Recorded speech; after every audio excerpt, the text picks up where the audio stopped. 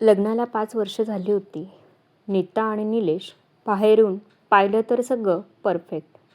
स्वतःचं घर, स्थिर नोकरी, सण उत्सवातले फोटो, हसरी पोस्ट.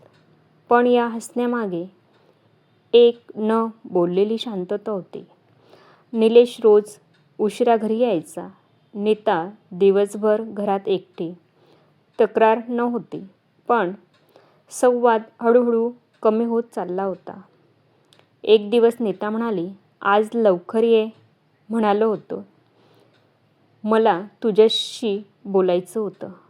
निलेश थकलेल्या आवाजात म्हणाला, नीता, रोज तेच तेच ऑफिसचा ताण समजून घे ना. ती गप्प झाली, पण मनात काहीतरी साचत गेलं. छोट्या छोट्या गोष्टीवरून वाद व्हायला लागले. तुला माझ्यासाठी वेळच नाही. तू कायम माझ्यावरच दोष टाकतेस. तू मला समजूनच घेत नाहीस. घरात आवाज वाढू लागले. भिंती ऐकू लागल्या, पण दोघं एकमेकांना ऐकणं विसरले. सासूबाईंचं एखादे वाक्य, नंदेचा टोमणा आणि शेजारच्यांची तुलना. नीताला सगळं अंगावर येऊ लागलं. माहेरून फोन यायचे, इतकं सहन कशाला करतेस? आमच्याकडे ये, इथे तुला मान आहे. त्या शब्दांनी तिच्या मनात एक विचार रुजला, स्वाभिमान, स्वातंत्र्य. एका संध्याकाळी वाद टोकाला गेला. निलेश रागात म्हणाला, तुला काहीच कळत नाही.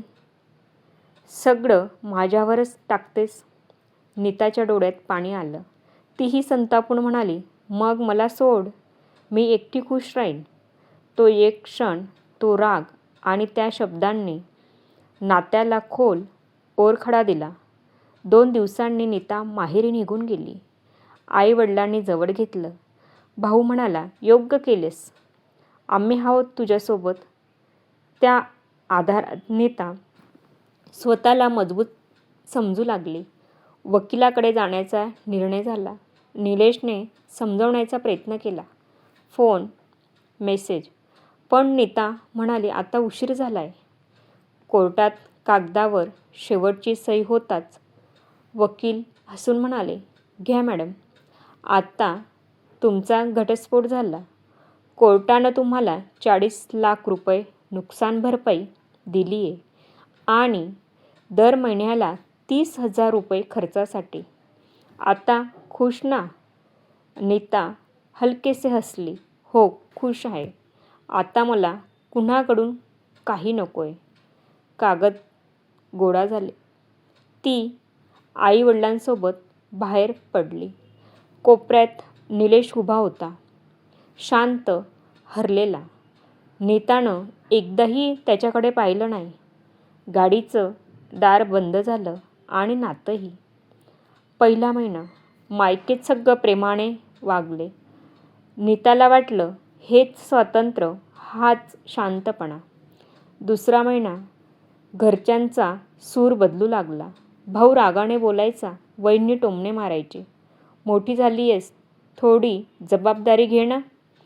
भाचे म्हणू लागले, आत्या किती दिवस राहणार आहे इथे? तिसरा महिना प्रेमाची जागा भार घेत होता. नीता शांत राहायची, पण आतून तुटत चालली होती. चौथा महिना तिच्या प्रत्येक हालचालीवर नजर, शेजारच्यांची कुजबूज. तिचा घटस्फोट झालाय, आता माहेरच राहणार. नीताला पहिल्यांदा जाणवलं, सासरी नातं कठीण होतं, पण ते तिचं स्वतःचं घर होतं. माहेरी ती ना पाहुणी होती ना घरची, फक्त एक ओझं. एका रात्री टेरेसवर बसून ती विचार करू लागली. पैसे मिळाले, स्वातंत्र्य मिळालं, पण आपुलकी, इज्जत आणि घर. ती स्वतःशी कुजबजली. चूक केली, रागात निर्णय घेतला, परिणाम पाहिलेच नाही. डोळ्यात पाणी आलं. 4 महिने पूर्ण झाले. मनात एकच प्रश्न, मी काय गमावलं?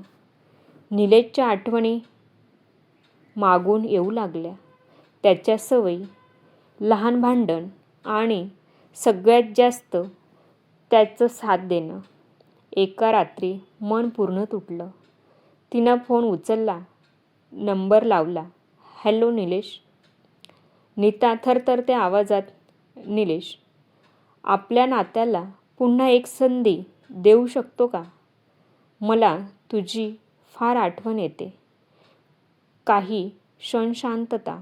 निलेश म्हणाला, मीही तुझ्याविना राहू शकत नाही. चूक दोघांची होती. सुधारायला दोघांनीच सोबत चालायचंय. तू हो म्हणशील तर मी आत्ताच निघतो. नीताच्या गालावरून अश्रू वाहू लागली. हो, मी तयार आहे. रात्रीचे 1 वाजले होते. निलेश कार घेऊन निघाला. थंडी, सुनसान रस्ता, पण मनात एकच विचार, तिला परत घरी आणायचं आहे. सलग 6 तास ड्रायव्हिंग, ना थांबा ना थकवा. सकाळी 6 वाजता तो नीताच्या माहेरच्या दारात उभा होता. नीता बाहेर आली. डोळे ओले, मन हलकं. आईवडिलांनी दार उघडलं. निलेशने नम्रपणे नमस्कार केला. नीतानं बॅग उचलली. ना वाद ना भाषण. कार सुरू झाली आणि नीता परत निघाली तिच्या खऱ्या घराकडे.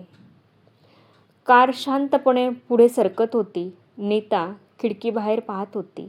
तोच रस्ता, तीच वळणं, पण यावेळी मन वेगळं होतं. मागे राहिलेलं माहेर आणि पुढे दिसणारं घर, या दोन्हींच्या मधोमध ती स्वतःला शोधत होती. निलेश ड्रायव्हिंग करत होता. काही बोलत नव्हता. कारमधली ती शांतता आधीसारखी बोचरी नव्हती. ती समजुतीची होती.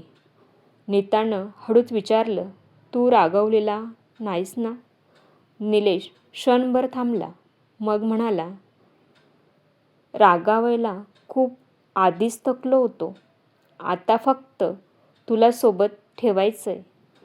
ते शब्द ऐकताच नीताच्या डोळ्यात पाणी आलं.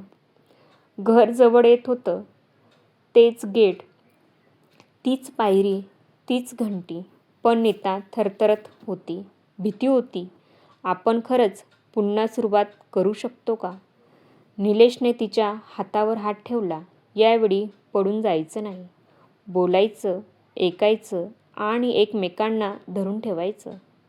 दार उघडलं.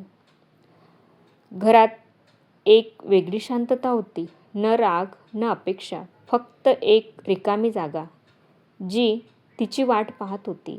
नीतानं पाय आत टाकला आणि तिच्या डोळ्यातून अश्रू वाहू लागले. ती जमिनीवर बसून रडत म्हणाली, मला माफ कर. मी रागाला जास्त महत्त्व दिलं, नात्याला नाही. निलेशनं तिला उचलून जवळ घेतलं. माफी मागायची वेळ नाही, आता जपायची वेळ आहे. त्या मिठीत नीतानं 4 महिन्याचं दुःख हळूहळू सोडून दिलं. काही दिवस गेले. घरात सगळं लगेच परफेक्ट झालं नाही. कधी वाद झाले, कधी अश्रू. पण फरक एवढाच होता, यावेळी ते पडून गेले नाहीत. ते थांबले, बोलले आणि एकमेकांना समजून घेतलं. नीताला कळलं, स्वातंत्र्य म्हणजे एकटेपणा नाही आणि स्वाभिमान म्हणजे नातं तोडणं नाही. निलेशलाही उमगलं, प्रेम म्हणजे गप्प बसणं नाही, तर वेळ देणं आहे. एका संध्याकाळी नीता देव्हाऱ्यासमोर उभी होती. डोळे मिटून म्हणाली, देवा, सगळं काही परत दिलंस, पण यावेळी माझा अहंकार परत देऊ नकोस. निलेश तिच्या मागे उभा होता.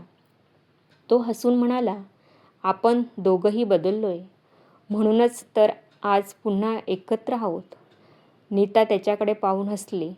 तो हसू या वेळेला खरं होतं. कधीकधी आयुष्य आपल्याला मोठा धडा शिकवण्यासाठी आपल्याकडचं सगळं काढून घेतं. पण जर प्रेम खरं असेल आणि अहंकार बाजूला ठेवता आला, तर नातं पुन्हा उभं राहू शकतं.